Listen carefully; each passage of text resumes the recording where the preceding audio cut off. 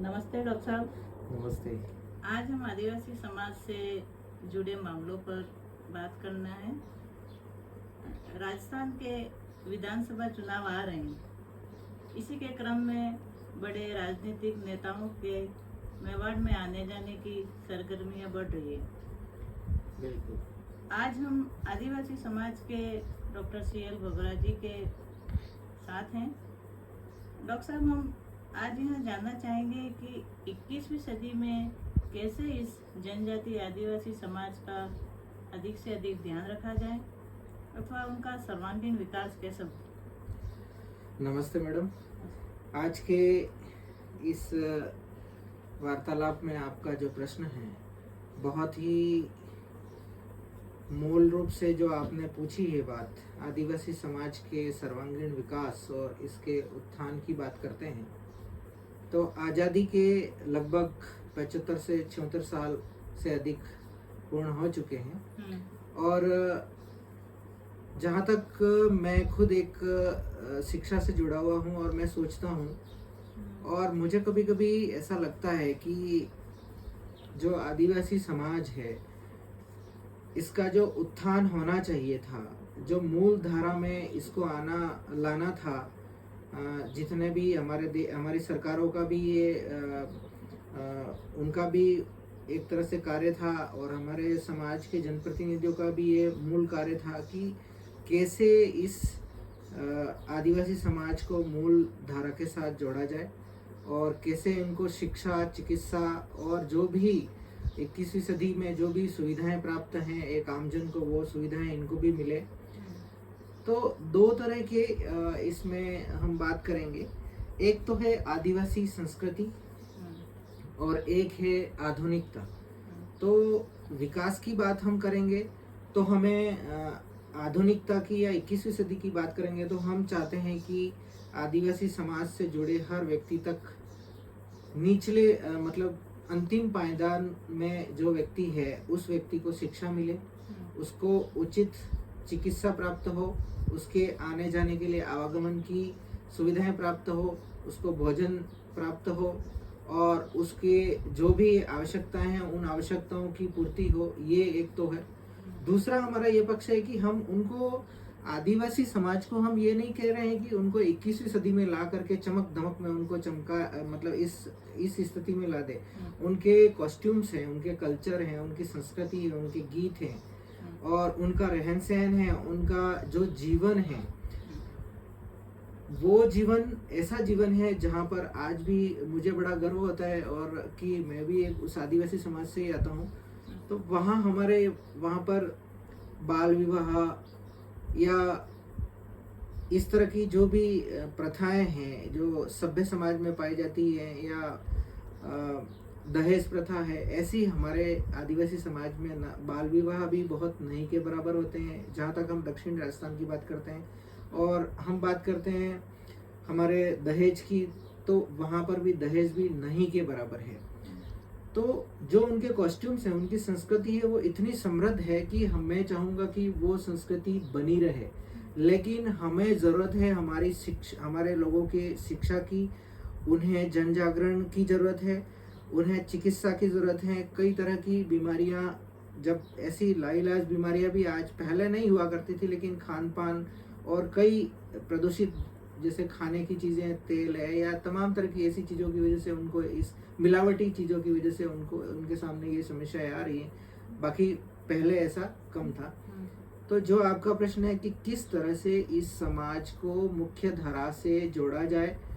और किस तरह से उनका सर्वांगीण विकास हो जाए, तो इसका मूल कारण तो ये है कि हमारे आदिवासी समाज है वो सुदूर गांवों में रहता है। जहाँ तक हम उदयपुर, डूंगरपुर, बांसवाड़ा, प्रतापगढ़ जो हमारा जनजाति क्षेत्र है, यहाँ जनसंख्या लगभग 73 या 75 के आसपास थी, लेकिन इसका जो उपयोजना क्षेत्र को विस्तारित कर दिया तो उसकी जनसंख्या अब लगभग 70% के आसपास हो गई है। सरकार ने यहाँ पर उपयोजना क्षेत्र के नाम से आरक्षण की व्यवस्था की थी और अभी भी वो व्यवस्था है, लेकिन उस व्यवस्था में कई खामियां भी मौजूद हैं और उन खामियों को भी हमारे जनप्रतिनिधि भी जानते हैं, और जो भी रूलिंग सरकारें हैं वो सरकारें भी जानती हैं, लेकिन उन खामियों को दूर करने का जो मांग है, लंबे समय से जो मांग है हमारे समाज की, उस मांग को शायद तक अनसुना किया जा रहा है या कम सुना जा रहा है। और आप इस बात को अच्छी तरह से जानते हैं कि चिकित्सा सुविधा की जहाँ तक हम बात करते हैं तो डॉक्टर्स हैं वो गांवों में जाते तो हैं, लेकिन नौकरी करके वापस शहर की तरफ या कस्बे की तरफ आ जाते हैं। जब रात को बारिश हो या सर्दी हो या फिर ऐसी स्थितियां होती हैं तो वहाँ रोड ऑलरेडी, अभी रोडों का स्तर थोड़ा सुधरा है, लेकिन पहले रोड बहुत ख़राब थी, तो वो खटिया पर या कपड़े में उनको लटका करके इस तरह से लेके आते थे। अब कुछ साधन जरूर हैं और सुविधाएं भी बड़ी हैं, तो उनको जो मूल सुविधाएं हैं, जैसे प्रसव की बात करते हैं हम, तो वहाँ पे किसी का रात को इस तरह की स्थिति होती है तो वहाँ उनको लाना बड़ा मुश्किल हो जाता है। और शिक्षा के क्षेत्र की बात करते हैं, प्राइमरी, मिडिल और सेकेंडरी और सीनियर स्कूल, ये स्कूलें भी हैं, और अब सरकार ने कई तहसील स्तर पर महाविद्यालय भी खोले हैं, लेकिन वहाँ सबसे बड़ी कमी है स्टाफ की। नर्सिंग स्टाफ की कमी है, शिक्षकों भी की इनकी भी कमी है। कॉलेज की बात करते हैं तो वहाँ प्रोफेसर्स की कमी है और डॉक्टर्स की कमी है, और ये कमियाँ हमारे समाज के लिए बहुत ही नुकसानदायक साबित होती हैं। बच्चा कॉलेज जाता है या स्कूल जाता है तो उसके सामने सबसे बड़ी समस्या ये होती है कि वहाँ पे मैथ्स का टीचर या साइंस का टीचर या इंग्लिश का टीचर, इन टीचरों की कमी है। वहाँ पे समायोजन के द्वारा कुछ समय के लिए टीचर लगाए जाते हैं, वापस हटाए जाते हैं। उनको मूल रूप से उन पढ़ने वाले बच्चों को, जैसे कि 10th पास होता है या 12th पास होता है या ग्रेजुएशन करता है, तो वो बच्चा ग्रेजुएशन क्यों कर रहा है ये उसको पता नहीं होता है। वो ये सोचता है कि मैंने कॉलेज कर ली, एक सोचता है कि मैंने 10वीं पास कर ली, एक सोचता है कि मैंने 12th पास आउट कर दिया। अब उनको 10वीं के बाद में, 12वीं के बाद में या कॉलेज के बाद में क्या कार्य करना चाहिए या किस तरफ उनके करियर काउंसलिंग क्या होनी चाहिए, किधर उनको जाना चाहिए, ये उन्हें नहीं पता है। सरकार इस पर भी कुछ काम करती है, लेकिन इतना प्रभावी रूप से नहीं कर पा रही है काउंसलिंग की। हमारे यहाँ मॉडल स्कूल हैं, छात्रावास भी अब खुल चुके हैं, इंग्लिश मीडियम भी स्कूल खुल चुके हैं, परंतु वहाँ फैकल्टी की, स्टाफ की कमी है। और मैं जहाँ तक समझता हूँ, रोजगार की बात करते हैं तो पूर्व में हमारे आदिवासी समाज के पास प्राकृतिक संसाधन हुआ करते थे, खेती थी, वन भी थे और अन्य तरह की सुविधाएं, बारिश भी अच्छी होती थी। अब बारिश भी सही ढंग से नहीं होती है, तो कई हमारे आदिवासी समाज के युवा हैं वो गुजरात और महाराष्ट्र और बेंगलुरु, कर्नाटक की तरफ इधर पलायन करते हैं। और उनके पलायन करने से एक तो हमारा युवा की जो ऊर्जा है वो भी उधर चली जाती है, वो सारे मजदूरी करने के लिए उधर जाते हैं। और दूसरा ये है कि अगर उनको यहीं पे कुछ रोजगार दिया जाए, सरकार कुछ ऐसी योजनाएं चलाए। और चूंकि मैं योजनाओं की जहाँ तक मैंने बात की, तो मुझे ऐसा लगता है कि योजनाएं तो सरकार ने बहुत ही चलाई हैं, लेकिन उन योजनाओं को मतलब मूल धरातल पर नहीं पहुंच पा रही और उनको जानकारी भी नहीं है कि क्या योजना है और किस तरह से उसका लाभ लेना चाहिए। उन योजनाओं को की अगर उनको सही रूप से जानकारी मिल जाती है तो उन आदिवासी समाज का बहुत ही अच्छा भला हो सकता है। और जहाँ तक आपने जो बराबरी की जो बात की, तो उसका जन जागरण, शिक्षा और उचित चिकित्सा व्यवस्था भी हो जाए तो बीमारी भी एक बड़ा कारण बनता है। मैंने ये देखा है कि कई हमारे समाज के में कई ऐसे लोग होते हैं जो बहुत बड़ी बड़ी बीमारियां भी होती है तो उनको पता ही नहीं होता है। हमारे चिकित्सकों की कमी की वजह से कई बाहर के बंगाली और इस तरह के डॉक्टर्स भी या प्रैक्टिशनर हैं, हाँ, उनके पास जाते हैं और वो बहुत ही ऐसे इस तरह से उनको लूटते हैं कि उनकी आर्थिक स्थिति कमजोर हो जाती है और एक एक पेशेंट से वो 3-4 हज़ार रुपये लूटते हैं, उधार भी रखते हैं और मांगते हैं। इस तरह से उनका चलता रहता है। तो अगर चिकित्सा व्यवस्था भी अच्छी होगी तो ये नहीं होगा। और शिक्षा की जहाँ तक बात करते हैं तो प्रॉपर ढंग से हमारे, अभी मैंने खुद ने भी ये महसूस किया है कि बच्चियों की संख्या स्कूलों में ज़्यादा है, तो कहीं कहीं जनजागरण का प्रभाव रहा है। और परंतु ये ऐसे क्षेत्रों में जहाँ ज़्यादा है, जहाँ पर ऑलरेडी पहले से नौकरियाँ कर रहे हैं लोग या ऐसे हैं वहाँ पर। बाकी के सुदूर गांवों में अभी भी लोग दूसरे, थोड़ी सी स्कूल दूर होती है तो वहाँ बच्चियों को भेजने में हिचकिचाहट रहती है। हायर एजुकेशन का जहाँ तक सोचते हैं तो तहसील स्तर पर कई महाविद्यालय खुल चुके हैं, लेकिन स्टाफ पर्याप्त नहीं है या सब्जेक्ट उनको जो चाहिए, जैसे ट्रेडिशनल सब्जेक्ट्स हैं वही आर्ट्स है तो वो मिल रहा है, साइंस है तो उनको प्रयोगशाला का अभाव है, इस तरह की चीज़ें हैं। और आप डॉक्टर साहब, आपसे दूसरा प्रश्न ये है कि आदिवासी नेताओं द्वारा आदिवासी समाज के लिए जो वादे किए जाते हैं वो सही मायने में पूर्ण होते हैं या फिर यूं ही उन्हें रोबन दिया जाता है? बिल्कुल मैडम, ये आदिवासी समाज के जनप्रतिनिधि, जहाँ से मैं सोचता हूँ वार्ड पंच है, उप सरपंच है, सरपंच है, पंचायत समिति सदस्य है,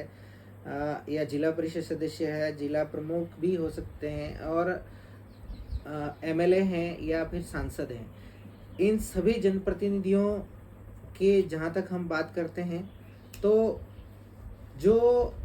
उनके सामने वादे किए जाते हैं वो वादे पूर्ण रूप से पूरे नहीं हो पाते हैं, कहीं न कहीं उसमें कमियां रहती हैं, और हम ये सोचते हैं वो कमियां कहाँ रहती हैं। तो मेरा जो खुद का स्वयं का एक विश्लेषण है, उस विश्लेषण के तहत मैं ये कह सकता हूँ कि जिस भी राजनीतिक दल से जनप्रतिनिधि जुड़े हुए हैं, बड़े स्तर के जनप्रतिनिधि की बात करता हूँ, प्रधान हैं, विधायक या जो भी उससे ऊपर के जनप्रतिनिधि हैं, मंत्री हैं, तो ये जनप्रतिनिधि अपनी राजनीतिक जो पार्टी है उसके प्रति ज़्यादा वफादार मुझे लगते हैं बनिस्बत जिस समाज से वो गए हैं उससे, क्योंकि वो उनके मन में ये डर रहता है कि मैंने अपने समाज की ज़्यादा पैरवी की या ज़्यादा मैं उसके लिए बोला तो कहीं मेरा टिकट ना कट जाए। और चूँकि ये देखने में भी आता है कि बड़े स्तर पर हमारे आदिवासी समाज के जनप्रतिनिधियों को मुझे लगता है कहीं कहीं आवाज़ बुलंद करने का कोशिश की जाती है, उनको अवसर दिया जाता है तो उनको दबाने की कोशिश भी की जाती है। इसका कारण क्या हो सकता है? शायद तक इसका कारण मैं जहाँ तक सोचता हूँ कि अगर तुम ज़्यादा बोलोगे तो भाई हमारे पास में और भी कैंडिडेट हैं आपके समाज के, उनको लगा कर देंगे। और मैं तो सोचता हूँ उन जनप्रतिनिधियों को भी ये सोचना चाहिए कि भाई हमें एक बार अवसर मिला है, अगली बार हमारा कोई दूसरा भाई आएगा या दूसरी बहन आएगी, कोई दूसरा भी बनेगा, लेकिन जितने समय तक हमें ये अवसर दिया गया है, जनता ने, हमारे समाज के लोगों ने या लोकतंत्र ने, डेमोक्रेसी ने जो हमको अवसर दिया है, इस अवसर के तहत भले हम 5 वर्ष के लिए या जिस अवधि तक के लिए भी हम जनप्रतिनिधि बने हैं तब तक के लिए भी, पर बोले हम हमारे समाज के लिए। चूँकि समाज, मैं जहाँ तक समझता हूँ कि समाज के लिए बोलना है, साथ में जिस विधानसभा, जिस लेजिस्लेटिव असेंबली, जो भी क्षेत्र है उस क्षेत्र से हम आए हैं तो उस सभी के लिए बोलना है, लेकिन जिसके साथ अन्याय हो रहा है उसके साथ में भी उनको खड़ा होना है। कई ऐसे प्रकरण होते हैं, जैसे जहाँ तक अन्य तरह के प्रकरण होते हैं तो उसमें कुछ समाज के लोगों को हम देखते हैं कि उनकी पैरवी उच्च स्तर पर बहुत अच्छे ढंग से होती है, लेकिन इस क्षेत्र के समाज के या आदिवासी समाज के जो लोग हैं उनके साथ कुछ अन्याय या अनहोनी होती है तो उसकी पैरवी सही ढंग से नहीं होती है, उनको मुआवजा सही ढंग से नहीं मिलता है, इस तरह की गतिविधियाँ होती हैं। साथ ही रोजगार की भी हम बात करते हैं, जब कोई बड़ा वैश्विक संकट आता है, जैसे कोरोना काल में हमने देखा,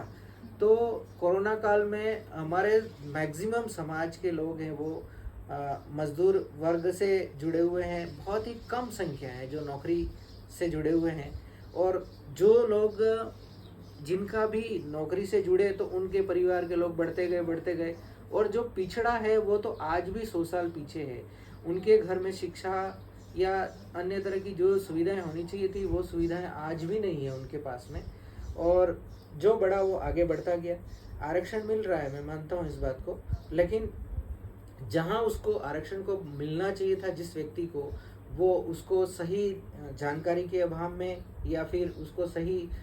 जब वो बच्चा पढ़ रहा होता है तो उसको मार्गदर्शन सही नहीं मिल पाता है या उसको कोचिंग या इस तरह की सुविधाएं नहीं मिल पाती हैं। क्योंकि अभी टीआरआई है, हमारा कोचिंग संस्थान है, यहाँ पर जो भी प्रतिभाशाली छात्र हैं उनको टीआरआई के माध्यम से नीट या जेई या इस तरह की जो भी कॉम्पिटिटिव एग्ज़ाम्स हैं उनके लिए तैयारियाँ करवाई जाती हैं। तो कोरोना काल की जब मैंने बात की तो हमारे लोगों को बहुत ही बड़ी मुश्किलों का सामना करना पड़ा। मैं खुद भी कोरोना काल में कई बार कुछ लोगों को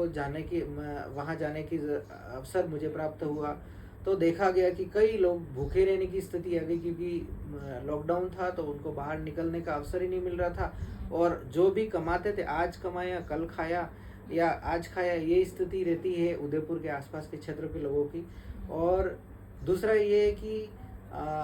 यहाँ हम देखते हैं कि जो रिजर्वेशन की जहाँ तक बात करते हैं, इसकी ज़रूरत क्यों है,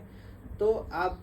खुद भी कभी विजिट कीजिए आसपास के, उदयपुर के आसपास या दूर सुदूर क्षेत्र में भी जा करके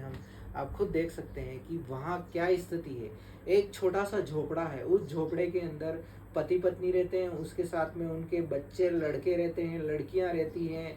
और एक छोटा सा एक वन रूम मतलब 10 बाई 10 का भी बड़ा मुश्किल से होता है, उसी के पास में बकरियां बांधते हैं, फिर वहीं पे उनके मवेशियों को बांधते हैं। तो उनके जो जीवन स्तर है वो बहुत ही दयनीय स्थिति है उनकी। और अभी कुछ सरकार की योजनाएं, आवास योजना जो चली है, इस योजना के तहत मैं इस योजना की भी बात करूंगा, जहाँ तक है जो जागरूक हैं या जो सजग लोग हैं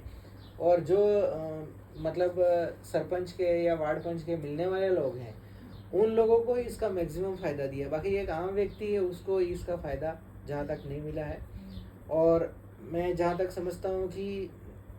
जो सुविधाएं हमें चाहिए वो सुविधाएं उसकी पैरवी करने वाला, जब हम जाते हैं हम जनप्रतिनिधियों के सामने या उनके पास जाते हैं, तो वो कई तरह के बहाने करके उनको टरका भी दिए जाते हैं। और क्योंकि हम ये देखते हैं कि जिसके घर में सरपंच है, वार्ड पंच है या जो भी जनप्रतिनिधि है, तो उनके घर का ही बनता है, दूसरे लोगों को अवसर नहीं मिलता है। तो ये भी हमारी एक समाज की एक बहुत बड़ी विडंबना है। और हाँ, जो भी जागरूक व्यक्ति है उनको ये सोचना चाहिए कि भाई अब की बार हमारे पास ये टर्म आया है तो अगली बार किसी और को अवसर दें, ऐसा करना चाहिए, लेकिन ऐसा नहीं होता है। जी मैडम, तो आगे। डॉक्टर साहब, आपकी इन बातों को सुनकर बहुत ही अच्छा लगा और इसके लिए आपको बहुत बहुत धन्यवाद। Thank you madam. और मैं चाहूँगा कि अभी जो विधानसभा के चुनाव आ रहे हैं, थोड़े समय बाद में लोकसभा के चुनाव आ रहे हैं, तो हमारे समाज के जनप्रतिनिधियों को भी मैं ये कहना चाहता हूँ कि आप हमारे समाज से जुड़ी, आप हमारे समाज के जनप्रतिनिधि हैं, साथ में आप अन्य समाज के भी जनप्रतिनिधि हैं, उनकी बात भी सुननी है। लेकिन आप बहुसंख्यक क्षेत्र से आते हैं और मैक्सिमम वोटर आपके आदिवासी समाज या जनजाति समाज के ही लोग हैं, और वही सरकारी सुविधाओं से वंचित रह जाते हैं। तो ये आपकी भी ऐसी इसके प्रति जिम्मेदारी है, आपकी ड्यूटी बनती है। जहाँ तक हमारे आरक्षण की विसंगतियों की बात है, जो मैंने पूर्व में बोली थी, तो वो विसंगति ऐसी है कि उसमें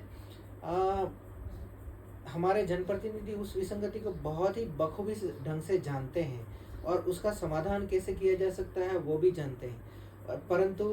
वो किसी न किसी भय की वजह से उस विसंगति को दूर नहीं करना चाहते हैं। और मैं आपको दावे के साथ कहता हूँ कि कुछ समय बाद में जनजाति या आदिवासी समाज की जो नौकरियां हैं वो बहुत ही कम संख्या में रहेगी, क्योंकि जो पोस्ट भरती जाती है वो भरती ही जा रही है, और उसके बनिस्बत खाली होना या जो वैकेंट पोस्ट की संख्या कम हो रही है, क्योंकि वो कोटा था, निश्चित कोटा था, उस कोटे के तहत भर्ती हो गई और वो सीटें फुल हो गई। अब ये स्थिति, अब हमारे जो आरक्षण की जहाँ तक मैं बात करता हूँ, तो जो विसंगतियों की जहाँ तक बात है कि जनसंख्या के अनुपात में, भाई हमारे यहाँ पर 70% जनसंख्या आदिवासी समाज की है, तो उस 70% जनसंख्या का अनुपात से उनको आरक्षण मिलना चाहिए, जबकि आरक्षण मिलता है 45% टीएसपी के अनुसार, और सामान्य वर्ग को मिलता है 50% और 5% एससी वर्ग को मिलता है। अब इस आरक्षण में सबसे बड़ी खामी क्या है कि कहा तो ये गया है कि भाई आरक्षण मिलेगा, जो 50% का जो रिजर्व कोटा रखा गया उसमें आपके यानी कि आदिवासी समाज के लड़के भी जो टॉपर हैं उनको सेलेक्ट किया जाएगा। लेकिन फार्म भरते समय व्यक्ति, जो भी अभ्यर्थी होता है, वो टीएसपी एसटी लिखता है, ठीक है, टीएसपी जनरल नहीं लिखता है, क्योंकि उसको डर रहता है कि भाई देखो जनरल की मेरिट ज़्यादा गई तो मेरा सिलेक्शन नहीं हो पाएगा। वो टीएसपी एसटी लिखता है, उसी वजह से फिर उसको उसका नुकसान इसलिए उठाना पड़ता है कि उसको, भले वो टॉपर है, वो सामान्य वर्ग के बराबर उसके नंबर हैं, लेकिन उसको एसटी वर्ग में ही रखा जाता है, उसको जनरल वर्ग में नहीं रखा जाता, क्योंकि उसने फार्म में टीएसपी एसटी लिखा है। ठीक है, पहले ये व्यवस्था नहीं थी, पहले ये था कि वो टीएसपी लिखता था, टीएसपी एसटी लिखता था, और अगर वो टॉपर है तो उसको सामान्य कैटेगरी में रखा जाता था। अभी क्या होता है कि वर्तमान में जो भी 45% है उसको पहले भरा जाता है, जो जो क्रीम बच्चे हैं जो टॉपर हैं उनको 45% में रख दिया जाता है, और बाद में फिर 50% भरा जाता है। तो फिर वहाँ पर हमारे साथ बहुत बड़ा नुकसान हो रहा है। पुलिस में कहो, शिक्षक भर्ती में कहो, नर्सिंग भर्ती में कहो, और अधीनस्थ सेवा की भर्तियों में कहो, तमाम भर्तियों में हमें हद से ज़्यादा नुकसान हो रहा है, और ये हमारे जनप्रतिनिधि भी इस बात को अच्छे से जानते हैं। अब मैं ये कहना चाहता हूँ कि ये कहते हैं कि भाई आपने जब फार्म भरा था उस समय आपने ऑप्शन खुद चूज़ किया है कि हम तो टीएसपी एसटी के नाम से भर रहे हैं। तो पहले ऐसा नहीं था। 2004-05 की जो भर्तियाँ थी उन भर्तियों में टीएसपी एसटी भरता था, लेकिन जो भी टॉपर थे वो सामान्य जो टीएसपी क्षेत्र का जो सामान्य कोटा था, मतलब उसमें सभी उसमें एसटी भी जा सकता है, उसमें ओबीसी भी जा सकता है, उसमें तमाम तरह के सभी वर्गों के लोग जा सकते थे। उस वर्ग में पहले उनको ऑटोमेटिक वहाँ रखा जाता। मतलब ये था कि पहले जो 50% का कोटा था उसको भरा जाता था, बाद में रिजर्व टीएसपी का 45% वाले कोटे को भरा जाता था। अभी पहले इसको भर दिया जाता है तो जो क्रीम है वो इसमें रह जाते हैं, और जो फिर उसमें अपना हम इस आदिवासी समाज के लोगों का अवसर उनको मौका मिलता ही नहीं। इस तरह से बहुत बड़ी विसंगति है, और इसका बहुत ही दुष्परिणाम आ रहा है हमारे आदिवासी युवाओं पर। इसका बहुत ही खराब प्रभाव पड़ रहा है। जो डूंगरपुर का जो मुझे कहना नहीं चाहिए, लेकिन डूंगरपुर का जो एक प्रकरण हुआ था, कांकरे डूंगरी प्रकरण, वो प्रकरण चूँकि उसका रूप राजनीतिक हो गया, और वो किसने कराया वो अपन नहीं जानते हैं, लेकिन वो एक तरह से मांग थी कि भाई 1264 या ऐसी कोई सीटें थी, उन सीटों में हमें वो टीएसपी जनरल के लोग मिले नहीं थे, तो उन लोगों नहीं मिले थे तो हमें ले लो, इस तरह से उनकी मांग थी। लेकिन उसका लोगों ने राजनीतिक रूप से उसको भुनाया गया, और वो बहुत बड़ा प्रकरण हो गया। वो हमारे यहाँ स्थानीय क्षेत्र के सौहार्द भावना के लिए भी ठीक नहीं रहा। तो ये बात है मैडम। धन्यवाद। नमस्ते।